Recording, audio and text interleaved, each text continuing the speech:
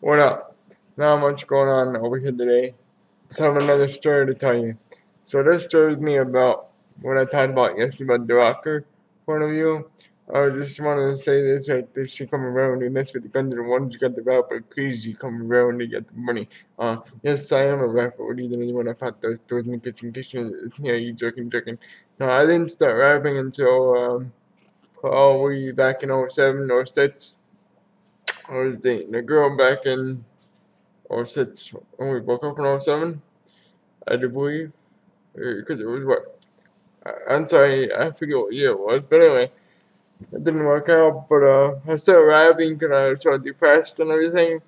And I actually met a friend of mine. He was a black man, and real cool dude, really easy to get along with. He was a rapper from a different state. However, I'm not gonna say that because I don't have his permission to do that. So with that being said, but I'm rapping for a while now. Gave it up a little bit of time. Went from there, got into the drumming scene with from Peter Chris. I played drums for a lot of years.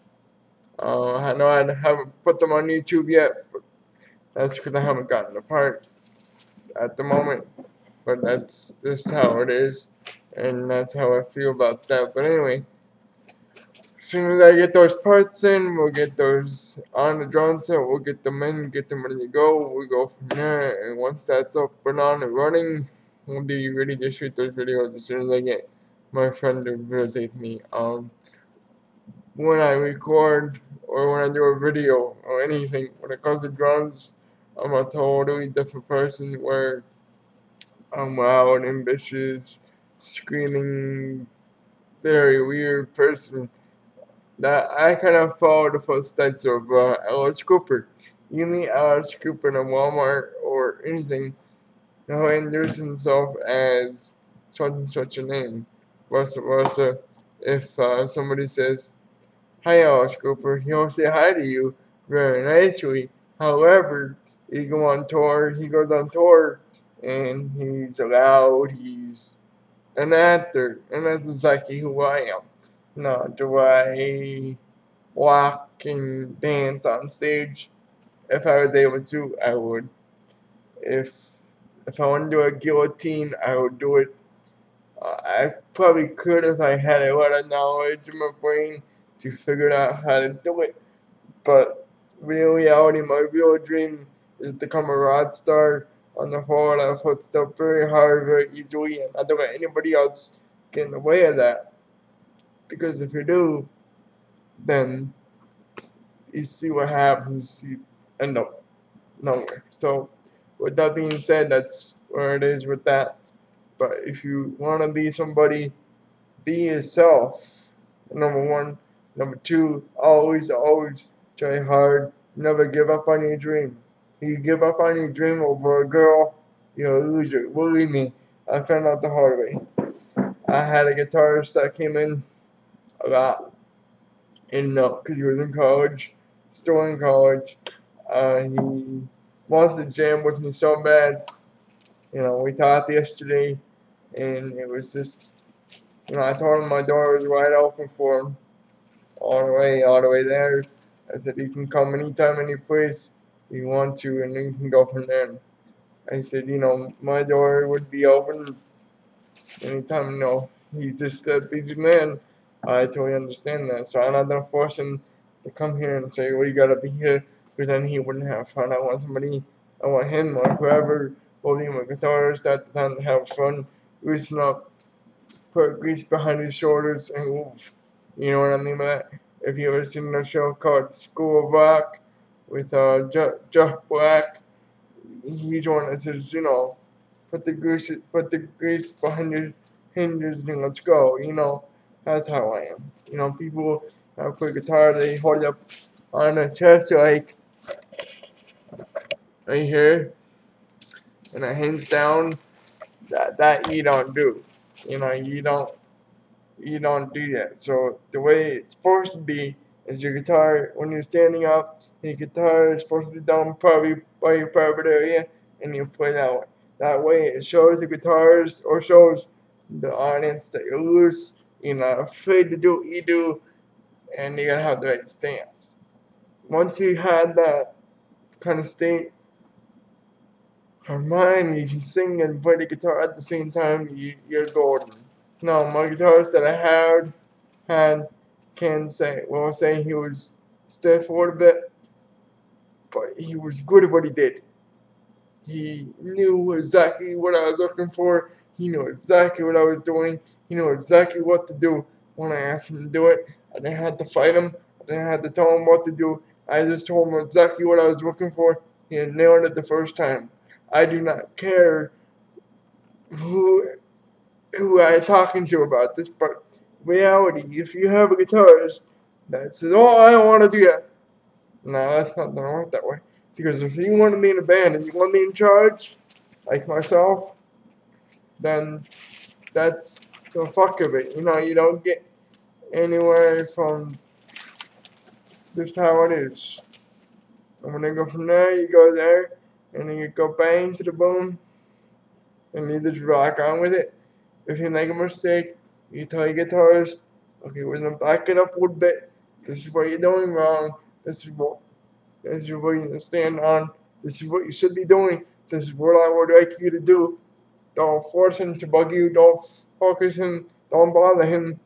If he's busy, so be it. If you find somebody else, fine. I just refuse to pay somebody right now to get a guitarist that will play. I want somebody that has a good heart, that knows what they're doing, and that's not afraid to try new things. When I first met my guitarist, the first time on Facebook, I said, "Hey, I had CP." He goes, "How bad do you have it?" I said, "I can talk, I just can't walk very well." And he goes, "Okay." A couple weeks later, he was here jamming with me, and that's all it took. I can't say, well, he wasn't bad, because he was great. I can't say that he was perfect, because nobody is perfect.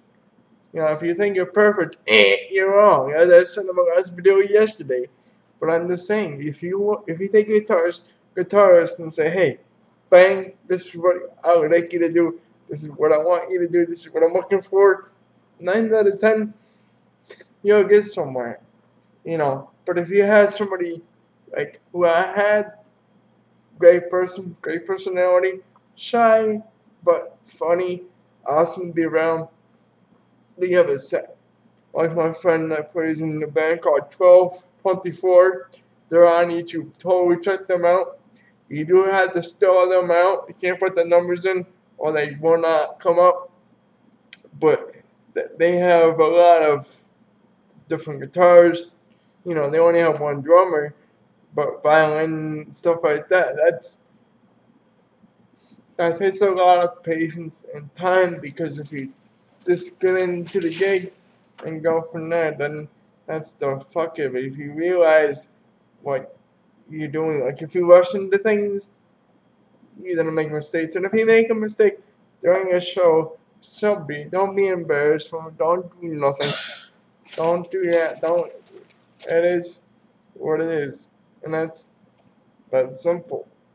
If you expect for your guitars to sound great the very first time, you're not going to. It takes time to get to know that person, get to know that guitar, and follow that guitar.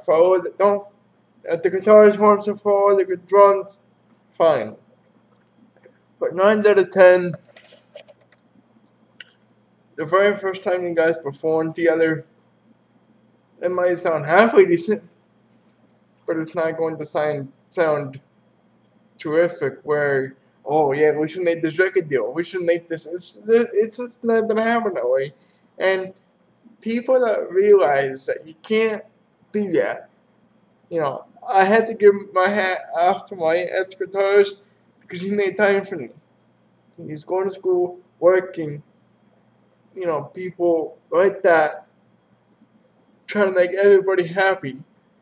But he was a good kid, good man. But, he just wanted to do what he had to do, and he did what he did. I will take him back in a heartbeat. 9 out of 10, totally. I don't care if I was jamming with the heaviest motherfucker, the famous motherfucker. I'll take Nick back any day, anytime, anywhere. Do you realize that, people? Because if you work with that person over and over again, it's gonna make them feel better. It's gonna make them realize that you're not gonna give up as long as they work with you. Then yeah, they can see different point of views. And once that is done and set to go, you say to yourself and to the other person, okay, it's time to take it to the next level, which would be playing small places.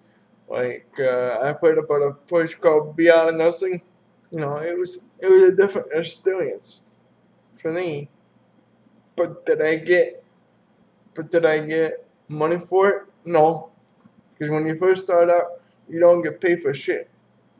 You know, I didn't even have a guitarist then either. I just did it kind of from my heart. And at that point of view, I didn't want to say nothing because I did it because people were there. I had wheelchairs, no couldn't speak, kind of thing, and that's simple. Like you want me to say, well, I couldn't curse, I couldn't do anything, like I would normally do when I'm at a concert, but I jammed out because I wanted to, and because it is what it is. Would I jam up Beyond Nursing again? Probably not. You know, it wasn't my kind of cup of tea. But if they actually sit me down and say, hey, this is, you did great a couple years ago, would you mind coming back? And if I had the guitarist again, I probably would have to really put my finger down, put my brain on the shutdown mode, and really think about it. Because I know if I put a lot of time and effort into it, a lot of money for gas, pointing back and forth, I'm not getting money out of it. I'm spending money. Yes, you have to get anywhere you want, but you cannot. I cannot say, well, all right, this is what I'm gonna do. This is what I think I should do. No, it just doesn't work that way. What will happen? 9 out of 10. If you play at a small place, a bar, you get reaction because people get drunk. People decide nuts. I refused to play at a bar because I had a bad experience at a bar. So, you know, if somebody paid me $1,000 an hour, that is a totally different story. But 9 out of 10 people won't pay me for that at the beginning. So, I mean, small bar, like bazaar, stuff like that, I'm totally down for it. But, you know, I wouldn't do it without my guitarist. I would never. Never in a million years. I said, I would contact my guitarist and I would say, hey, I know we haven't played in a while, but would you consider this weekend? Could we? 9 out of 10 he'll probably tell me no, because he's so busy. But at least I can say I tried. But I'll never give up on the kid. Why? Because he's so good at what he does. You understand? If you don't understand what I mean, there's something wrong with you. You people, I listened to my last video yesterday. You know, people just want the money point of view. Yeah, it would be nice. It would be really cool, really great, you know. But when it comes down to it, you do it for fun. You don't do it for fame. You know, if I got fame, I'd be happy, yeah, but I can't say I'm gonna get that far because I don't know if I can. I don't know if I will. But if I do, then that'd be great. That'd be what I do. That's what I do. You know. And I know I'm not smoking a cigarette. I know I'm not smoking my cigarette in this video. And I'm sorry, but that's how it is today. I will do another one tonight, so you guys can see me smoking. I know you guys probably get a kick out of that shit. And I start coughing and crap. But anyway, I just can't. I won't do it now. I wish I could, but I can't. So that's where it is with that. Watch this video. Tell me what you think. I will put this on Facebook. Send it to my guitarist when I'm watching.